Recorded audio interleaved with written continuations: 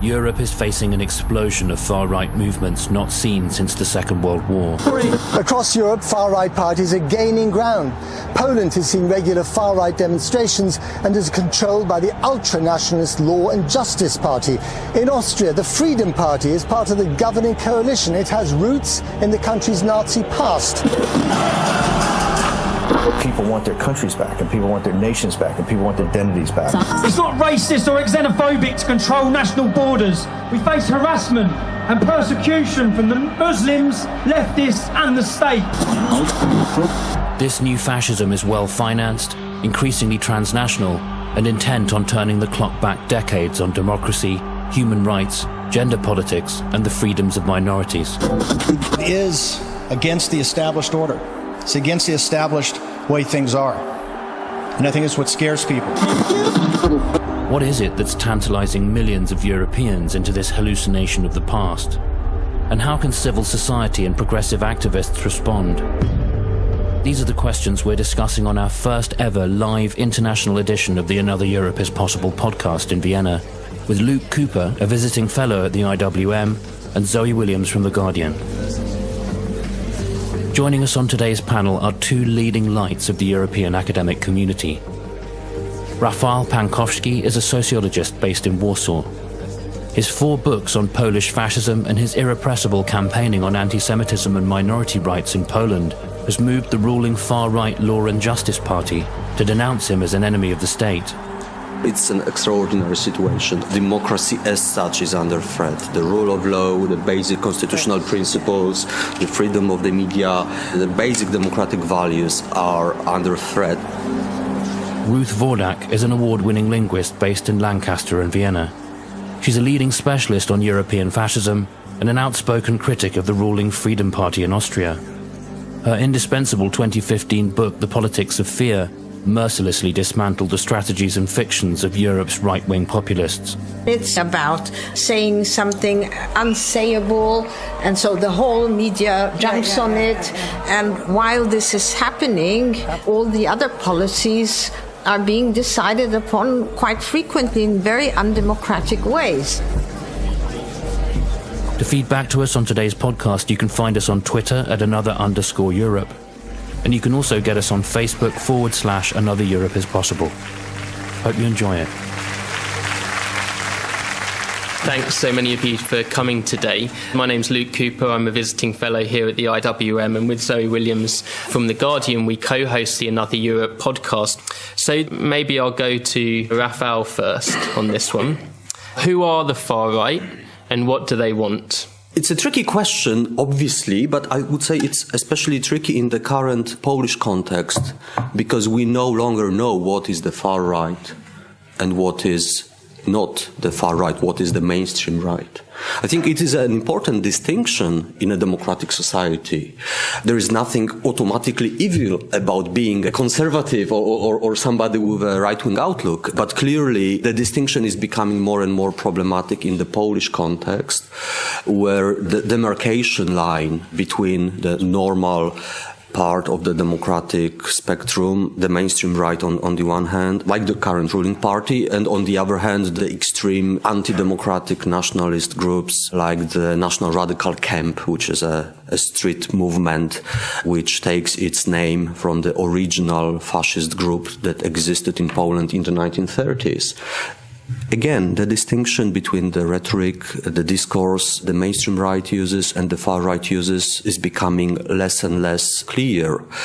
And we have seen it more and more in the last 2 or 3 years, not least in the form of hate speech against various minority groups that is no longer confined to the far right fringe, but it comes from the political mainstream, including, very importantly, from the state-owned media, the government-controlled media, that today is one of the main actors that pushes hate speech against minority groups, but also against people they consider critics or opponents. And such people are routinely labeled as traitors to the nation on the state media. So what we are talking about is really the fundamental issue of the national community, the construction of the national community, who is in, who is out, who belongs, who doesn't belong. And I am afraid the criteria of belonging that are present in the mainstream discourse are very similar to the criteria promoted by the far right. And Ruth, you've been prominent, let's say, in recent weeks in Austria, but have obviously written on these questions for a long time. In the Austrian case, what is it exactly that we're dealing with? If we would know, that would be good. The phenomenon in Austria is not that new, and I think it's important to see it a bit in a more historical context. If you think back in Austria, and we've talked a few times about this, basically this rhetoric of exclusion and also the issue of who's a real Austrian, this nativism, so it's not just nationalism, but it's a nativist nationalism transferred over blood, which really insinuates National Socialist or fascist ideologies. That started already post-war, because the Austrian Freedom Party, which was the VDU post-war, is the successor party of the NSDAP. So in Austria, the far right draws on that tradition. That doesn't mean that everybody who's in the Freedom Party is a Nazi, but there is this strong ideological tradition which feeds into the Freedom Party to date. And already 1989, when the Iron Curtain fell, Haider sort of started and launched a very strong rhetoric of exclusion at that time against people coming from the former Eastern Bloc countries. So they were white and Christian, so religion wasn't the issue. The issue was they were migrants, and they were defined as threatening us, taking our jobs away. They were different. The whole phenomenon of the young men who were threatening our women was already apparent at that time. And if we then go further along, we have sort of a peak of this Haiderization, 1999, where the Haider Party, the Freedom Party, already had 27% of the votes in a national election. That was before 9/11. Then we notice a discursive shift. So from the othering towards people coming from the former Eastern Bloc countries towards excluding Muslims. So that became one of the priorities of Strache, who followed Haider as leader of the Austrian Freedom Party. And suddenly it becomes an issue of religion very strongly. Sort of, we don't want minarets, they are different. So a culturalization of that discourse. And then comes the refugee movement, 2015. And the patterns of the rhetoric are very similar to the patterns 1989, it's just different protagonists. Mm-hmm. So they're Syrians, Iraqis, Afghanis, and so forth. And formerly, 1989, there were Poles, Hungarians, Czechs, Romanians. But now it's basically about Muslims. But the interesting issue in Austria, and the same is true, I think, in Hungary and Poland and Romania, is that it's connected also to anti-Semitism. So it's not the case that this anti-Muslim sentiments have substituted anti-Semitism in Central Europe. It's connected, and we have this overall Feindbild of Soros, who seems to pull the strings behind everything and is also pulling the strings so that the Muslims come to Hungary and the Mexicans come to the US and whatnot.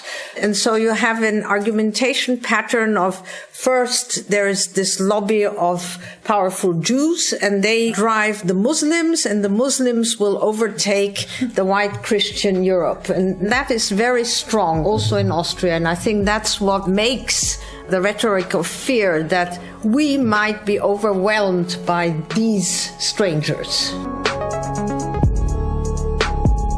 This podcast was sponsored by the Rosa Luxemburg Foundation, funded by the German federal government, and hosted by the Institute of Human Sciences in Vienna. When I was thinking about this question, I was wondering, well, is the answer really Sebastian Kurz, Boris Johnson, Jacob Rees-Mogg and Donald Trump? I mean, in a sense, all of those figures have in common what Rafał was talking about, this blurring of the distinctions. You don't know where you are anymore between mainstream conservatism and traditional far-right politics and fascism. Because if you're in a situation where the president of the United States can call for Muslims to be banned for his country and refer to Mexican and Latin American immigrants as rapists and so on, then something fundamental has happened internal to conservative ideology. Well, it's interesting, isn't it? Because we always talk about the rise of the far right as though it's a failure of progressive politics to resist it. But actually, the people who show the worst resilience to it are those mainstream conservatives who showed absolutely no resistance, and they seem almost discombobulated by the appearance of the far right. I mean, the Republicans in America are the best example of this. They seem to have a muscular atrophy in the face of Donald Trump because they don't know how to resist him when he's not their classic enemy, but nor can they collapse into him, so they're just frozen in time. And actually, exactly the same thing has happened in the UK in terms of kind of mainstream conservatism and the rhetoric of Brexit, which has unearthed a lot of far-right language and a lot of far-right terminology.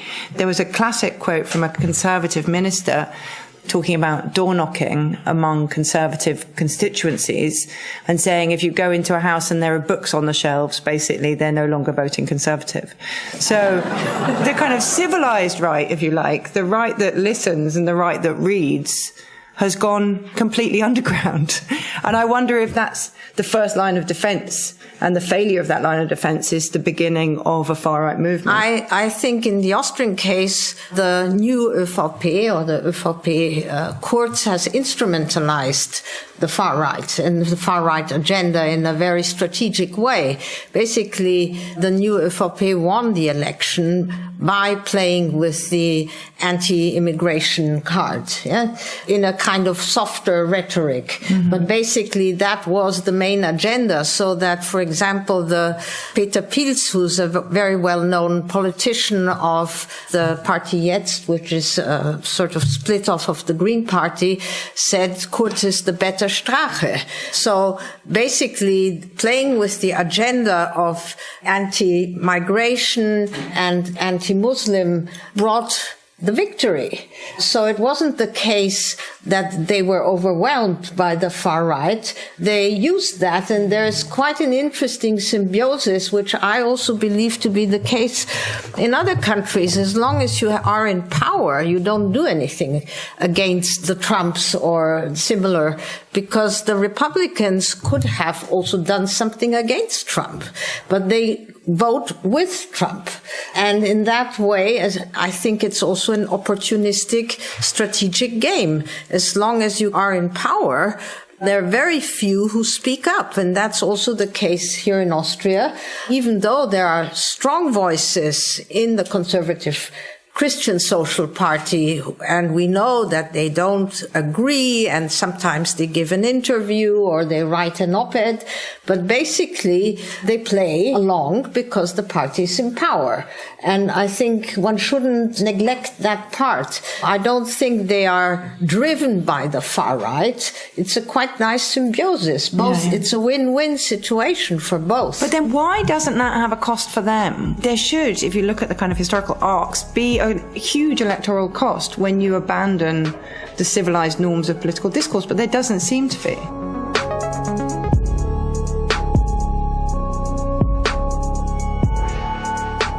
Rafał, tell us about the Law and Justice Party in this context, because this is an interesting case for Europe. Yes, I think you're right, because this example shows us it's a dynamic picture. The social norms or the norms of political culture shift. Back in the 90s, the then party of the founder of Law and Justice was not even called Law and Justice, it was called the Agreement of the Center. So it wasn't even calling itself right-wing. When Law and Justice was established under the current name in the early 2000s, it was a center-right party with a conservative ideology, but it was very different from its current ideology.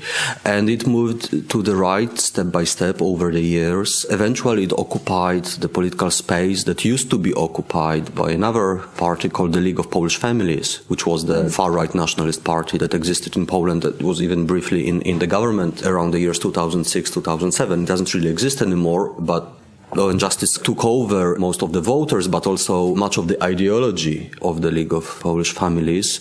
And one important factor here is Radio Maria, that you may have heard about, which is not just a radio station, it's much more than that. It is also a kind of Catholic nationalist social and political movement, which provides an important symbolic framework for law and justice politics today. I also wanted to mention the Trump factor, because I think it is relevant to many countries, including Poland. As you may remember, Trump cancelled his visit to the UK in July 2017, that he went to Poland instead. And that was an important event in terms of legitimizing the political direction Poland has taken in the last years. And it was a really interesting case, a long speech he gave in a big square in the center of Warsaw, where he talked about Polish history, and that was interpreted as a kind of acceptance of the Polish nationalist view of Polish history. And it was maybe even more interesting for what didn't happen, or what he didn't say. He didn't refer to democracy, he didn't refer to human rights.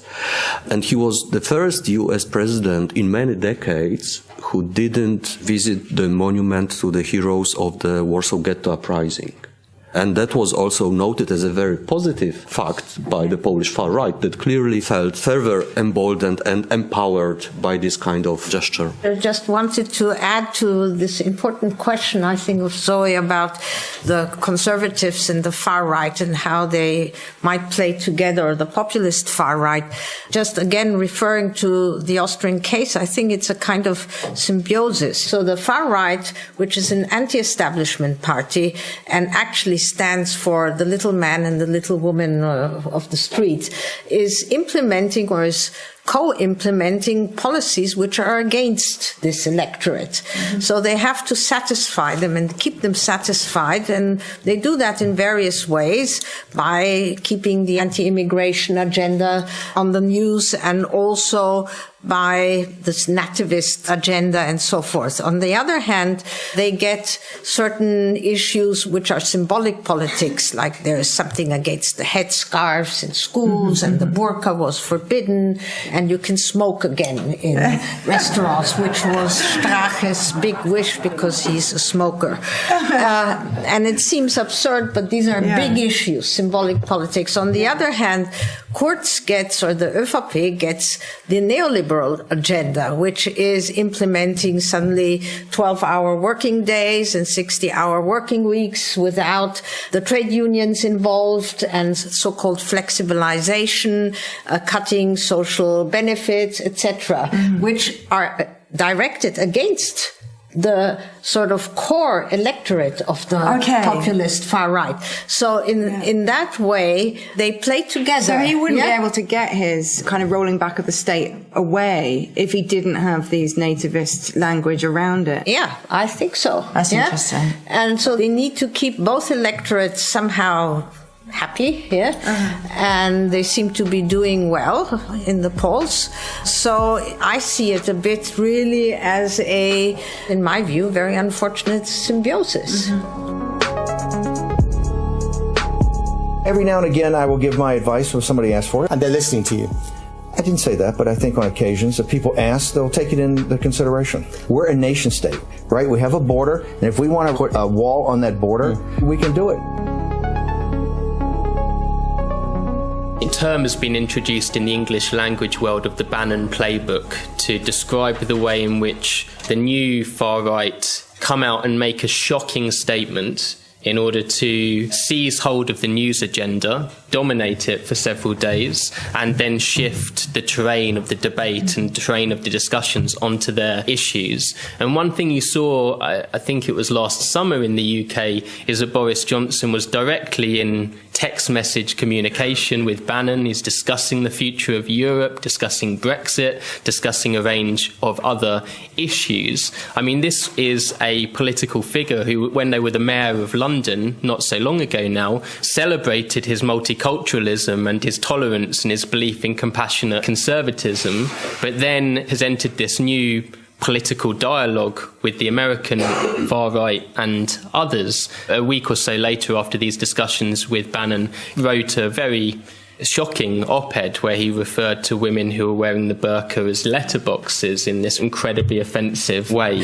Bannon is, I think, looking at the textbook of demagogy, yes, and manipulation, because, again, you know, being provocative and creating scandals to distract from other possibly very hurtful policies is a very well-known means, and I think Bannon and also the FPÖ, Haider was very clever in this, is sort of dominating the news agenda. I called that in my book the perpetuum mobile of the far right. So you constantly provoke a scandal, then everybody has to report it. It's recontextualized, and somebody says that's not what I meant and not what I said, and it's taken out of context, and then one can claim victimhood because one is sort of, there's a campaign against somebody and so forth, and that wheel is sort of going on, and once one of these provocations has ended, and now there are even no apologies anymore, just, you know, the next provocation comes. And one of the dangers for traditional quality media is that they don't cut through this Gordian knot, that they don't sort of seize the agenda back and say, okay, actually we want to report about X, Y, Z, and maybe put this on page 12 or something, but not let ourselves be driven constantly by this provocation. That is obviously what Boris Johnson started doing and others in the UK. But every week we have a so-called, here in Austria, single incident, an Einzelfall. And the single incident is one of many incidents, but each of them are defined as single and exceptional, although they belong into a long narrative. And it's in, you know, something about insinuating something anti-Semitic or Nazi stuff, or saying something unsayable, and so the whole media jumps on it. And so it continues, and while this is happening, all the other policies are being decided upon, usually or now quite frequently in very undemocratic ways. So there's less time in Parliament for expert opinions, there's less discussion, there's less question-answer sequences, so it's being hollowed out. But meanwhile, everybody's sort of occupied and involved into these provocative issues. I mean, to go back for a second to your point about the symbiosis, if we are saying that the mainstream right needs the far right and the far right needs the mainstream right in order for the mainstream right to get through its economic agenda while the far right gets through its cultural agenda, are we basically saying then this is a function of economic meltdown? That if we were all prospering, none of this would be happening? Well, I can now speak for Austria, and then Rafał will say something about Poland. In Austria, there was no big after effects of the economic crisis. It's not comparable to the UK. I mean, I've lived in Lancaster for 12 years. I've seen the high street going down the drain, shops being closed. Everybody had somebody in their families who became unemployed. That was not the case here. Unemployment rose a bit, and there's a fear of losing out, but people didn't lose out in any way comparable to countries which were really hit by the crisis.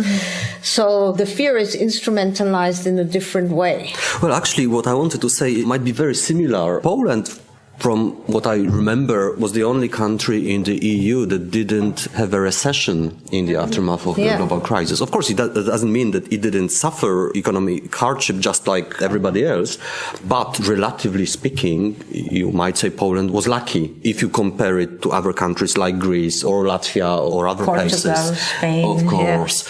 You know, when we discuss those issues with some of my friends on the left, some of them would say, no, it's the economy, stupid, you know, it's about unemployment and issues like that. And when we fix that, there will be no far right anymore. And I think that's not necessarily correct, because when we look at the Polish far right that rose dramatically in the last couple of years, there are other factors at play, not just on the socio-economic level. There are issues around identity and national identity and anxieties that are partly artificially created through far-right propaganda, but certainly the socio-economic factors don't seem sufficient. But why is it then? I mean, it's not the economy stupid, but what is it? Smart. You go first. Okay, thank you. Well, I would say that the identity question is crucial, and I see Ivan Krastev sitting back there. You know, the refugee movement was absolutely a tipping point where the fear was created and then also instrumentalized for the demographic arguments. Yeah. So this fear of being overwhelmed, being invaded by Muslims and our culture, you know, the Occident being destroyed, etc., is an amazing fear. Obviously, that has been crucial, at least in Eastern Europe. It's interesting in Austria and also in Switzerland and Denmark, which are all very rich countries, small countries, the identity question became salient, and the national identity in different ways. But all of these countries basically were not hit by the financial crisis. Yeah? So it's not in any way comparable to other countries in Europe. And so I think that in these countries, the welfare chauvinism is so strong. You want to preserve the achievements of the post-war for us. Yeah? It's basically national socialism. Yeah? So you want to preserve this social welfare, and these are all, you know, Scandinavian model social welfare countries with still huge benefits, wonderful health care, etc., etc. The Danes are supposed to be the happiest people on earth. So to preserve that for us, and the fear that you would lose that is enormous. And that can be culturalized very easily. Who will take that away and they don't belong to us? So there you have a different explanation than in those societies which became very polarized, very different, because Greece became polarized. The far right didn't take over. Actually, Syriza took over. Yeah. So it's a very different story. The same in Portugal. You have a social democratic government. It's actually a success story and a very different story than the countries where the far right is emerging so successfully, and that preserved the social benefits and worked against the austerity politics. Portugal is a very interesting case because you don't have a populist far right. Mm-hmm. Did they ever have a populist far right? Well, they had fascism. No, I mean, to generate the social movement we see now. Because in Greece, that was certainly sparked by Golden Dawn, but in Portugal, but Golden Dawn has a long history, and Greece had a civil war post-World War II, and the far right has always been strong in Greece. Remember the dictatorship and so forth. Portugal had Salazar and fascism, but since then, conservative and social democratic governments, but not a re-emergence of this far right. Spain now has a re-emergence, which is interesting, probably due also in instrumentalizing the refugees which are landing in Spain. But Portugal just said no to the EU austerity politics, which is really an interesting issue.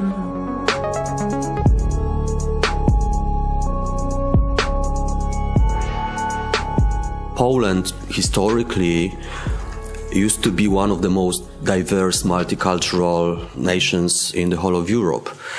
today, as a result of World War II, the Holocaust, the border changes, deportations, etc., today Poland is one of the most homogeneous mono-ethnic societies in the whole of Europe. And I think in a way it has not managed to deal with the identity issue that results from those dramatic events in Polish history, and especially in the 20th century.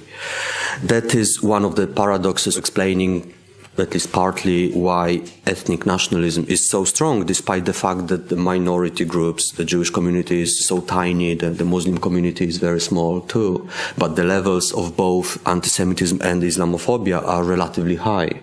And I think there is no denying the dramatic impact the year 2015 had also on Poland. And again, paradoxically, despite the fact that the refugee crisis in the south of Europe didn't really impact Poland in any meaningful way, because very, very few of those refugees ever made it to Poland or were going to, go to Poland. But that coincided with the electoral campaign. So we had different right-wing and far-right groups and parties competing on who will be more anti-migrant, anti-refugee, and anti-Muslim. The supposed threat of refugees arriving in Poland was framed in a very negative way in the media. And the repercussions of that particular moment are still with us. I had been dealing with the issue of far-right and xenophobia for more than 2 decades, but I wasn't really aware that the level of hate speech and the level of hate crime could be correlated so clearly, so visibly. The levels of hate speech rose dramatically, and so did the number of hate crimes immediately in the summer of 2015. That is something that we clearly saw. And the repercussions of those weeks are still with us. But we were often told Islamophobia replaced anti-Semitism as the main type of hate on the Polish right, and I was never sure about it, and I thought it is probably more appropriate to say it supplemented anti-Semitism rather than replaced it. And in a way that was proved correct last year. But then again, I have to admit, I didn't expect there could be a wave of anti-Semitism in the mainstream of Polish politics and media on that scale. I knew anti-Semitism existed on the far right in Poland, but I didn't think I would live to see that kind of explosion of anti-Semitic sentiment in the mainstream media. And of course, there was this controversy around the Polish Holocaust memory law that sparked it.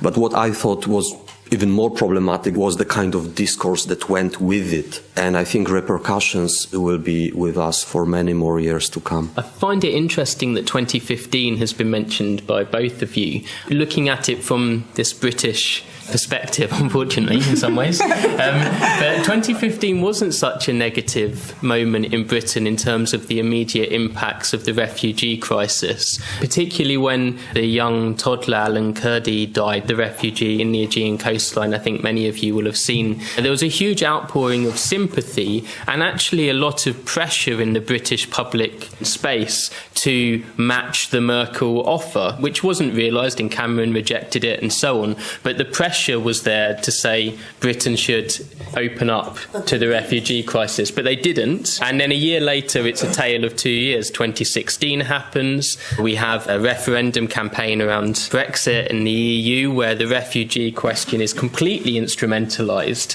We had breaking point posters by Nigel Farage.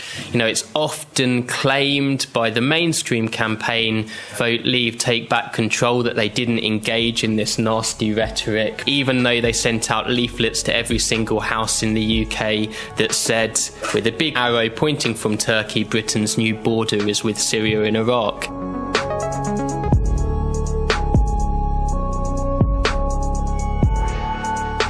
Our political discourse draws no distinction between refugees and migrants. It's you know, they are all foreign. They are all problematic. There's very little distinction drawn between EU migrants and non-EU migrants. Yeah. But is that true of Hungary, Poland, Austria? No. So there's a big distinction between people from the EU member states and migrants.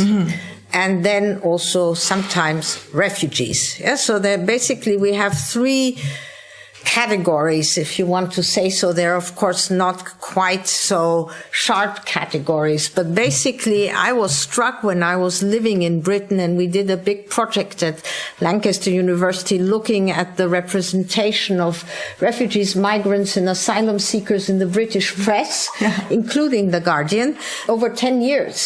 And it was striking to see how those categories were merged.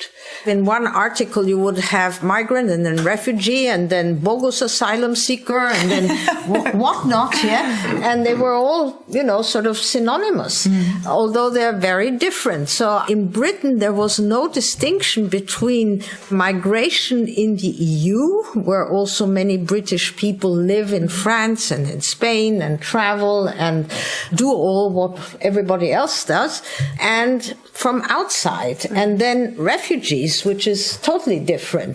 We looked at the reporting from 1996 to 2006, so 10 years, all British national newspapers, and only the Financial Times didn't merge that. I mean, even The Guardian did some of it, but very little. And if you now look, the discourse has shifted again, because now everybody talks about illegal migrants. Now, that is a very interesting category because it doesn't make sense. So you don't distinguish anymore in Austria, for example. You don't distinguish anymore between asylum seekers, refugees, and migrants who come more or less voluntarily. Right. And all of them are called illegal migrants. And so this whole discourse about building walls and closing borders, etc., is about keeping illegal migrants out. And I've had a discussion with some lawyers. I wanted to know about the legal definitions of these terms. Illegal migrant, I was told, only makes sense if somebody asked for asylum, applied for asylum, let's say in this country, was rejected and could have been deported back to a safe country. So his or her country of origin would be safe, not Syria or a country in war, and nevertheless stayed and hid or ran away or did something. Only in that case can we speak about illegal migrants. Otherwise, they're applicants, they're refugees, they're migrants, they're asylum seekers. There are many other terms which are legal terms. But that has been completely merged now. If you read, for example, the government program of the now Austrian government, you don't find the term refugee anymore. So it's all been substituted by illegal migration. And so that has really been recontextualized and redefined as the new term, although it's completely wrong.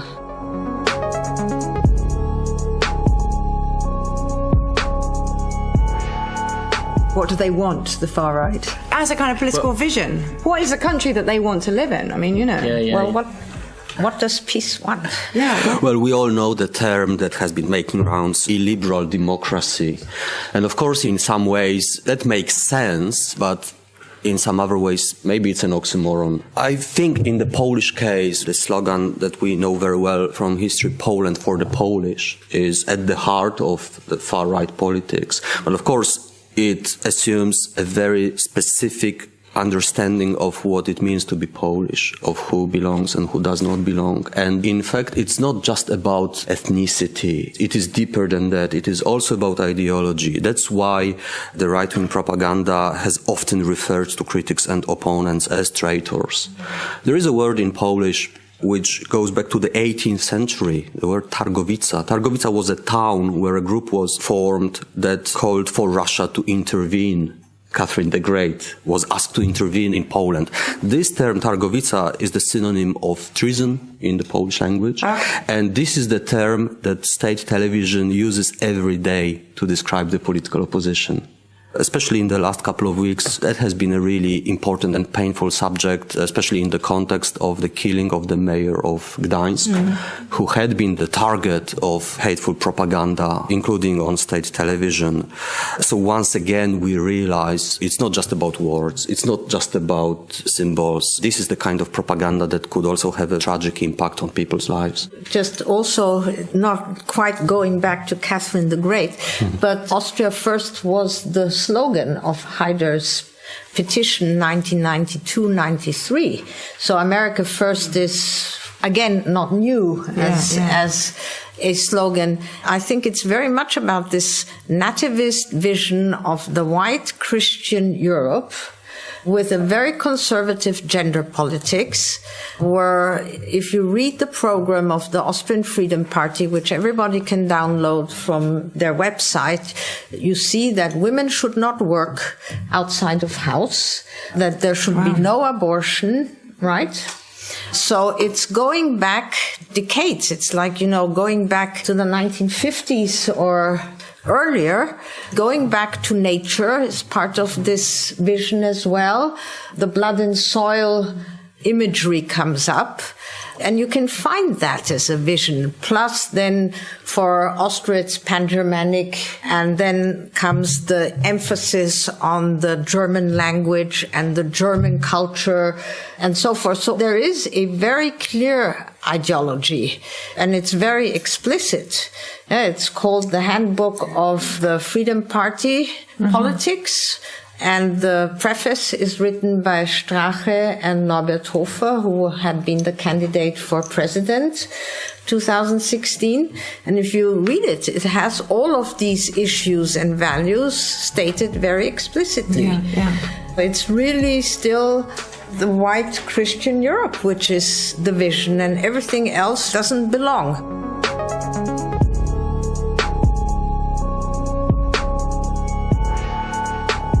I think we should open it up to the audience. I mean, the main thing the far right want in Britain is Brexit. So if you can give us any advice on how to stop that with 6 weeks to go, we'll be very grateful in the questions. Should we go here first? I've just a short question. What is your opinion about the close relationship of right-wing parties to Moscow, to Russia, especially FPÖ? They have even an agreement with the Russian party close to President Putin. Then you have the financing of Lega Nord, of Marine Le Pen, Front National from Russia. And it's only different with Poland, as we know. But otherwise, what is your opinion? Thank you. Take another one, So in Romania, the far right is very linked to the church, and the church is like the strong arm of the far right movement. And I was curious, like in the other countries, in Austria and in Poland, how potent is the church and how strongly it's connected to these movements? And I also have like a more general question, which is fear, because fear seems to be the key word. Why is fear so potent and so easy to instrumentalize? Okay, Putin, church, fear. Right, so Russia first. Polish history vis-à-vis Russia is complicated. But there is also an important sort of tradition on the Polish far right that's actually pro-Russian, and it still exists. The current government and the ruling party is very anti-Russian in its official language, but there are some surprising facts about the relationship that may suggest it's again more complex than that. It was interesting to see Mr. Salvini visiting Poland a few weeks ago, and from what was reported about the meeting with the leadership of the Polish ruling party, it looks like they reached an agreement for the European election this year, and they said they agree on 90% of things, they don't agree on 10%, and I think that was probably about the Russian connection. So we will see what happens next.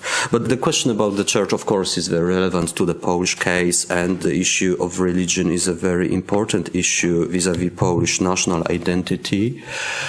I mentioned already Radio Maria as a social movement that is ostensibly a Catholic movement, but I would argue it might be wrong to interpret it in terms of religion. I would argue it's more of a political movement, and it's first and foremost a nationalist movement. To give you an example, Pope Francis is very unpopular among the Polish nationalists who call themselves Roman Catholic, but they hate the Pope.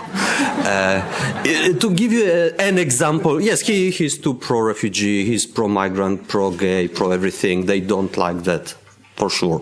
To give you an example, you may find difficult to believe, but it's actually a real example from last year in Krakow. They prayed for the death of the Pope. No.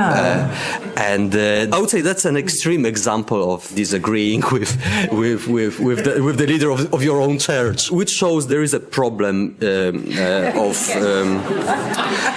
of identity within the Polish Catholic Church. And the Archbishop of Krakow was asked what he thinks about it, and he said he actually invited the priest who did it. He invited him for a conversation, and he told him not to do it in the future.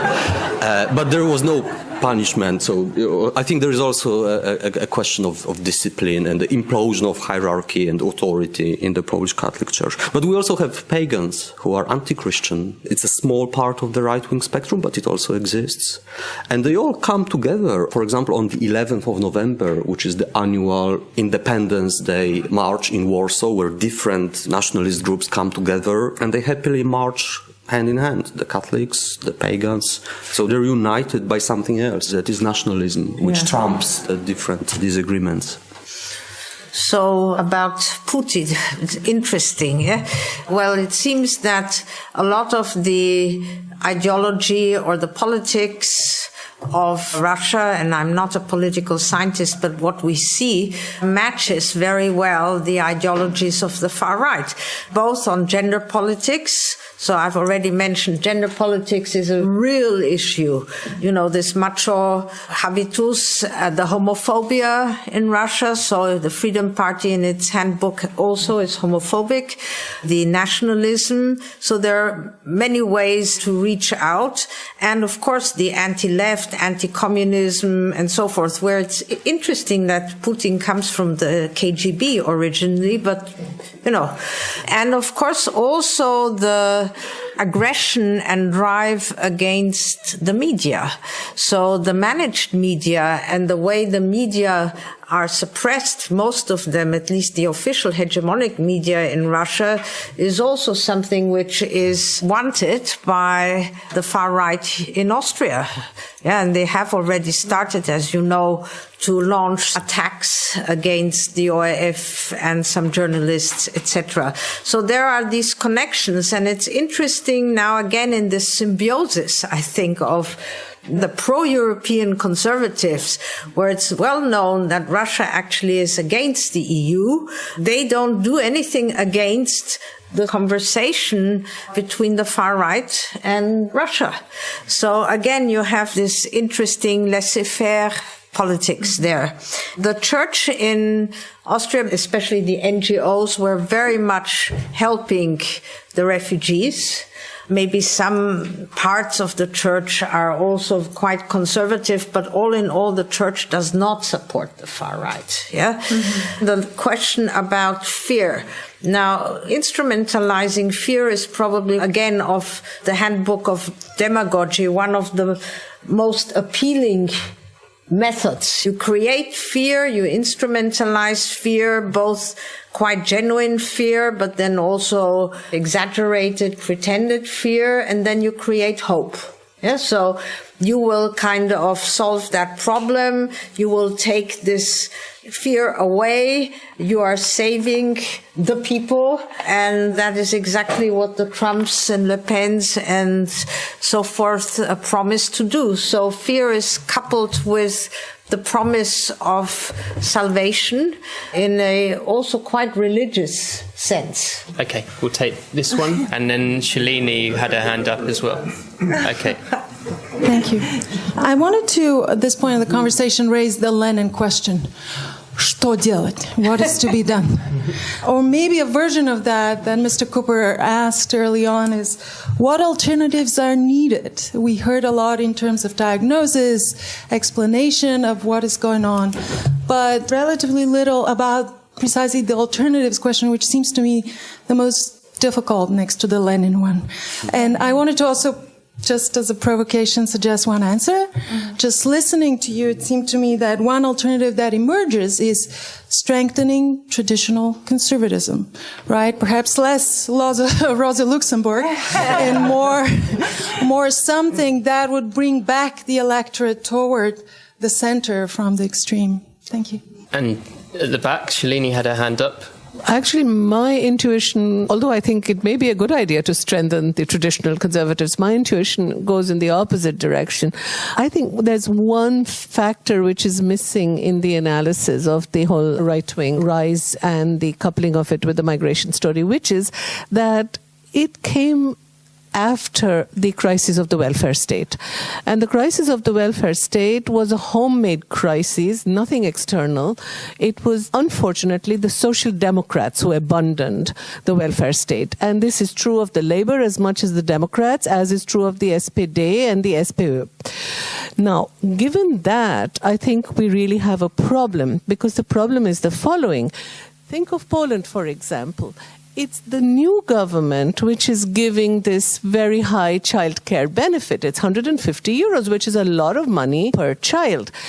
So you could say this is a wonderful left kind of redistribution policy, which should give you support for a redistributive agenda. It doesn't, because in every country in which we see it at the moment, it's coupled with ethno-nationalism. So it's about funding the real Poles. The same is true here, where it's about welfare, yes, but only for a section, because the political community must be now defined ethnically. So those migrants who have been living here since ages should not, their children, if they're living outside of Austria, should not get the same social benefits. So I think the redefinition of what the social benefits should be, coupled to an ethnic definition of the political community, I think is one of the major problems, because the socialist parties are caught on the back foot. With their clientele, it's very difficult for them to argue those who have not put in anything into the pot should now be getting a large share out of it. So I think unless something can be changed in the rhetoric, so the distribution policies are there, but the rhetoric has changed completely. So I think unless those can be justified differently in terms of a different kind of logic of distribution, of fairness, I think we really have a problem in making a left argument against this. And there was one more at the back, and then there were two there. Franz Brüller from the Erste Foundation in Vienna. One thing struck me just now when also Shalini was talking. I think the issue about the socialists being no longer able to stand up for their own values, I think it's partly also because they lost the integrative aspect of what socialism stood for. Socialism was an integrative ideology. Everybody should be able to participate. Everybody should be able to have a stake. That was lost. And no amount of welfare statism, just handing out money, could substitute for that if that core is gone. And I think that core is gone to a very large extent. And it's gone in the face of also, of course, nativism, etc., that is happening. So whether this can actually ever be regained, I'm doubtful. So I would also tend more towards strengthening the sort of center-right again, rather than trying to revive the socialist parties. However, I had another question. Do you think an American populist, extremist, some would say, is really able to influence what is happening in Europe and the European Union? I'm not talking about the disastrous person in the White House. I'm talking about Bannon. And Bannon has been mentioned. He came to Europe. He set up a foundation in Brussels. He wants to change things here. Is he really having an influence? Does anybody know what is actually happening with him? And whether the yellow vests in France are his creation or not? Okay. And there's one at the back. I would like to come back to the last questions. I would say that first of all, we have two currents of the nationalist right, rather neoliberal one in the northwest of Europe and partially in the Visegrad countries, those who want to continue the FDI-led model like Sloboda Solidarita in Slovakia, and on the other hand, rather national conservative-oriented parties which in the Visegrad countries see certain limits to the export-led growth, like Poland and Hungary, Fidesz and PiS, and in declining industrial countries, France and Italy, Lega and Rassemblement National. Both currents, I think, are addressing a multi-class audience, and they have different forms of exclusion to offer to different audiences. On the one hand, to the middle class in the West, it is no transfers to the South. For the working class and the lower middle class, it is an exclusionary welfare state. In the Visegrad countries, it is protecting the domestic capital, at least in certain sectors. In a more encompassing way, I would say, in the case of Poland, in the case of Fidesz, it is for the businessmen around the party. But regarding the social alliance, I would say Hungary and Poland are different. It is rather inclusionary in the case of Poland, at least class-wise, whereas in Hungary it is a very strongly neoliberal social policy against the poor, against the Roma, so with strongly exclusionary moments. So far, I would say even this center-periphery divide or core-periphery divide we have not been talking about today, so far is visible in the programs as well, and in the orientation. And I think we can classify certain things. Yeah. And the two here, and then we'll come back to the front. We see it in Poland that the state of law is systematically undermined. We see it in Hungary. And recently we all have heard the nice sentence of Mr. Kickl that the law has to follow politics, not the other way around. Mrs. Wodak, you would say this is one of the numerous incidences. I would say it is more. It is an element in this strategy to undermine the state of law. One tries it with a nice, well-calculated sentence, but it is an element in a broader picture. So state of law is undermined. And my second point is with regard to the welfare aspect. We have heard it, the various aspects. I would like to add one more.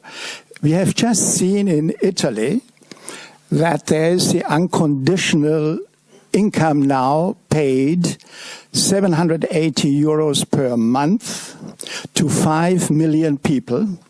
This would mean, if you calculate it, nearly 50 billion euro, which Italy does not have. So this is decided now, as it is said in the newspapers. And my question is the consequences of that, because there's no chance that Italy respects the European rules. So the welfare aspect is not only the differentiation issue and some people get it, some others don't get it, and so on and so forth. But I think there is this broader picture on the consequences for the European Union, because Italy will not respect, if they really follow through this concept, the rules of the European Union, with all the consequences which that might have.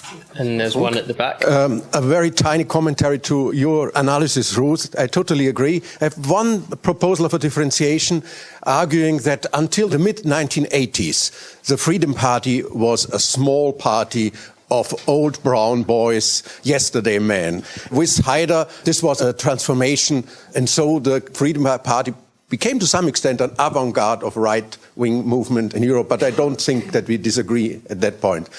I didn't want to speak about Italy, but for me, Italy is a disastrous example of a coalition between a left and a right-wing political party. Then it's very clear for me that this five-star movement came from the very left. Yeah? It was anti-Berlusconi, it became popular in the Berlusconi time, and both parties try to give these gifts to their people. Yeah? And this is a disaster in my view. Yeah? But I want to come back to Shalini's comment. I also would say that there's a deep connection between the crisis of the democratic left parties and the race of the right wing, to some extent to the left-wing populist parties. One can see this, for example, also in the Brexit issue, why the Labour Party is not able to make a strong alternative to the Brexiteers, for example. Yeah? Or the Social Democratic Party in Austria is not able to develop realistic and humanitarian alternative to our people with regard to refugees, with regard to migrants, etc. I agree with the differentiation. I think this is very, very important. The only chance, in my view, the Democratic Left Party would have is to renew, to redefine what is a social welfare state under complete different economic and political definition, but on a transnational level. Yeah? This is a harsh, but on a long run, the only way to fight against right-wing populism. Thank you. There's so much there. Well, somebody's got to say something about what's to be done, right? I can try. Yeah. I don't really have solutions. I will not pretend I have them, but let me mention one or two things from the Polish perspective that you may find interesting. One aspect of the current Polish situation is the absence of the left. There's not a single left party or even left of center party in the Polish parliament. Even the sort of Blairite Social Democrats disappeared from the parliament in 2015. So Polish politics today, when it comes to mainstream politics, is all about different shades of the right, which is a very peculiar situation, I have to say. This whole issue of building an alternative, as you can imagine, is very much under discussion, but it's a very difficult one. I think, broadly speaking, there are two answers in Poland now. One is, you may call it a democratic front. Yes? So there are people who would say, well, it's an extraordinary situation. All the democratic forces should unite because democracy as such is under threat. The rule of law, the basic constitutional principles, the freedom of the media, the basic democratic values are under threat, and that requires a special attitude, leaving differences behind in the name of unity. And I can understand that kind of argument. There is another kind of argument that goes, there is no return to the liberal democratic system we had. We have to build something completely new, rebuild the left, rebuild the progressive alternative that may take longer, but it may have better, longer-term results. And as some of you may have heard, just yesterday, a new political party was created in Poland by a good friend of mine, Robert Biedroń. The name of the party is Spring. The idea is to build a new progressive movement that would be attractive to the new generation in a different way. I wish Robert well, but I think it's a very ambitious undertaking. Generally speaking, I'm full of worries for Polish democracy. I'm not hiding it. There are not many reasons for optimism, I'm afraid, because I think the crisis that we face goes beyond party politics. It's a very deep crisis of democratic culture and democratic values. And I think it's a more general breakdown in human empathy, if we can call it that, which I think is very profound. Just one sentence about Bannon. I'm not an expert on French politics, but I think this initiative is interesting because, of course, it reflects the phenomenon that you could call internationalization of nationalism. And I think he is finding it more difficult than he expected. But from what I understand, he has a role in building this new sort of alliance with Italy, Hungary, Poland, maybe France, Le Pen. So I think we should watch out for what happens next on that level. That should be interesting. Well, what I heard about Bannon's influence is that it wasn't so very big. Not for the AfD, not for the FPÖ, and also not for the Front National or the Rassemblement National now. So his appeal doesn't seem to be so enormous. But of course, his ideology coincides with a lot which is here. It might emphasize, it might contribute to it in that way. I also would like to say something very briefly of the crisis of the welfare state. I mean, that is why the welfare chauvinism, which I mentioned, is so important in Denmark, Austria, Germany, in these countries which are rich. Switzerland. Switzerland is usually not talked about, but Switzerland had the biggest far-right populist party for a very long time and is the richest country in the world, or the second richest country in the world after Norway. And in Norway, the far right is also in government. So I think we really need to look at this aspect very strongly, and that is why I mentioned Portugal, because that is so interesting, because they rejected the austerity politics and made it. Now you can say Portugal is small and this, that, and the other, and it might not work elsewhere. But what I read about it, and I'm not an expert at all on Portugal, but what I read about it is the Germans, especially Schäuble, was pressing very hard that everybody said this government will collapse after half a year, and they didn't. So it's very much about finding a new narrative. I've been thinking about an alternative narrative for some time, and I came up with a title which is, instead of having this narrative that we should go back retro, make America great again, to something white Christian Dada, we should have back to the future. So we should turn around and look in the future and find something for this diverse future. There needs to be a positive narrative, but a complex one. It can't be simplistic. And it should not only be for the conservative right, but also for the center left. I mean, I think the class society as such doesn't exist that way anymore. We have a much stronger emphasis on values, and that has to be addressed. So if you think about the big challenges, which are not talked about, like climate change, all these big challenges can only be coped with internationally and together. So there has to be a new narrative emphasizing the other challenges and not just migration and so forth. And the way everybody needs everybody to cope with it. I mean, all the migrants are actually paying into the pot. Mm-hmm. It's not like they come here, especially migrants, pay taxes. They are part and parcel. And I was thinking, having been in London now for a week, I thought London would collapse if migrants would have to leave. No more restaurants, no more hospitals, no more universities. I mean, 50% of London's population would leave. You need to make this concrete and also try and formulate, and I think this is not easy, but it has to be emotional. Mm-hmm. The left has frequently been much too instrumental and rational in its language. I mean, there are many emotions. Solidarity has always been an emotional issue, but instead of just addressing fear and destruction and apocalyptic images, you have to address other emotions. Yeah, no, I was thinking about this point about the collapse of the welfare state and how that, and not the anti-immigrant language, was at the root of it. And I think I'm probably going to land ultimately with your transnational benefit, but coming at it from a different direction. I don't know enough about the European context, but I know that in the UK context, that period of rescinding the social state and basically cutting benefit recipients off at the knee was marked by an extreme violence of language against welfare recipients. I was thinking about you saying the state media calling people traitors who didn't agree. In England, we don't have state-controlled media. Rather, we have a media-controlled state. So you have this very violent press calling people traitors regularly, and then the politics responding to them. It's a bit like how British politicians are very hard to corrupt because you can basically corrupt them for the price of a Kit Kat. So it's impossible to detect. If somebody doesn't need very much money, then it's impossible to detect where the corruption has come from, but the corruption is nevertheless there. There was a period from before 2010, actually, of extremely violent language against benefit recipients and anybody in receipt of the social state. And I think what it did was it made people feel that their citizenship was contested.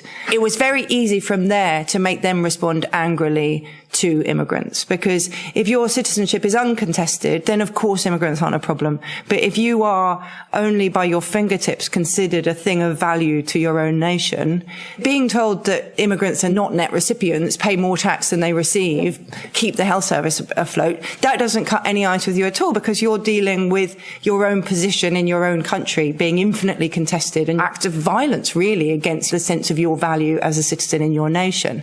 So I think in a way the thing to rediscover in the language on the left is that Lakoff idea of a nation's wealth being indivisible from a nation's people, of the people being the resource of the nation. Because I think if we have better resilience against segments of the population being victimized, then we would have better resilience against the right then instrumentalizing that sense of victimhood. And, you know, ironically, you get back to Ursula Hirschman's point about the foundations of the EU, that the point of a kind of non-bordered identity, citizenly identity and political identity is that only a nation can repudiate you. Only a nation can say you no longer belong here because you're not productive enough, or you're not healthy enough, or you're not white enough, or you're not pure enough. Only a bordered nation can do that to you. Across borders, these decisions are made collectively and nobody can eject you. So if you're trying to remake a sense of citizenship as something that couldn't be taken away from you, you would land naturally at a kind of cross-bordered set of solutions.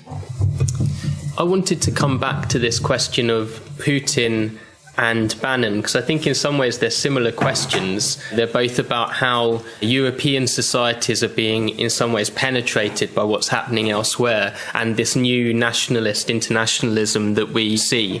I mean, for me, in a way, I think this is one of the points of continuity between the old nationalism and the old fascism and the new nationalism, because the old fascism was also networked and highly integrated and had common conferences together and built international diplomatic alliances and so on, and the new nationalism is as well. One of the lesser known examples that I like to mention occasionally is the case of the American president Warren Harding, who came from the state of Ohio and was president from 21 to 23, and he is often credited, and it probably was said somewhere else beforehand, but often associated with the slogan America First. And what was interesting about his legacy in a way is that there were lots and lots of German immigrants in Ohio and Pennsylvania at the time. Lots of them provided the bedrock and would provide the bedrock for the appeasement movement towards Hitler in the 1930s. And I think it brings to light the really messy way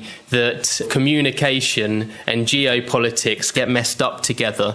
I think one of the things you see with the new far right, again, the same as the old far right, you know, the further along you go on the spectrum of extremism, the more that race comes to trump nation. So a good example of this, someone who's become much more prominent in recent years, is Richard Spencer in the United States. I mean, he describes himself as a revolutionary nationalist, a revolutionary Nazi, and interestingly enough, he rejects American nationalism and promotes a white settler state in the territory of North America that would become a homeland for white people fleeing a Muslim Europe, essentially. So race comes to trump nation. And then on the question of what do we do? And I think a couple of questions said, you know, in a way we need the centre-right embracing its liberal values again. I'm not of the centre-right, as you can tell, but I fully support this. I mean, I just would express disappointment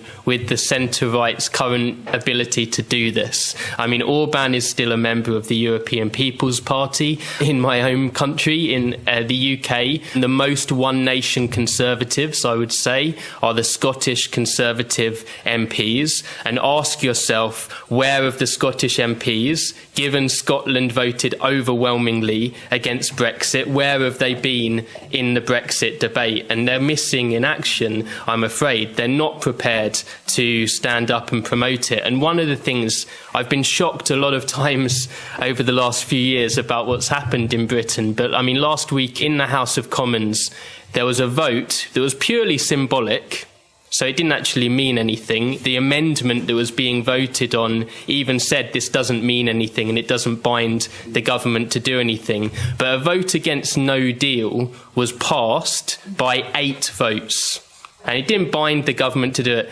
And one of the things that has left me incredibly frustrated with the discussion in Britain about Brexit and no deal is that it's all about the economic consequences. And for me, the most dangerous thing about this support for no deal isn't really about the economic consequences, although they're clearly very severe. It's the mentality that is animating the vote. So when 42% of your population is prepared to say we should break our international alliances, refuse to pay them all the money that we've committed to pay them in the past, I'm afraid this is an increasingly fascistic mentality. It's tearing up the basis for the legal order in Europe. It's that dangerous. And so in that context, I think we do need an alliance of all Democrats to protect the democratic order in Europe, and that has to embrace everyone that wants to support democracy and the rule of law and everything. Thanks.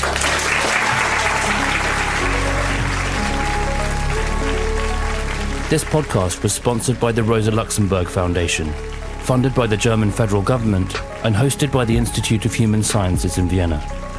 Thanks to our guests and thanks to you for listening. If you've enjoyed today's podcast, please tell someone about it. Better still, leave us a rating or review on your podcast platform. You can also feed back to us on Twitter at @another_Europe, or you can find us at facebook.com/anothereurope is possible. We'll be back very soon. See you then.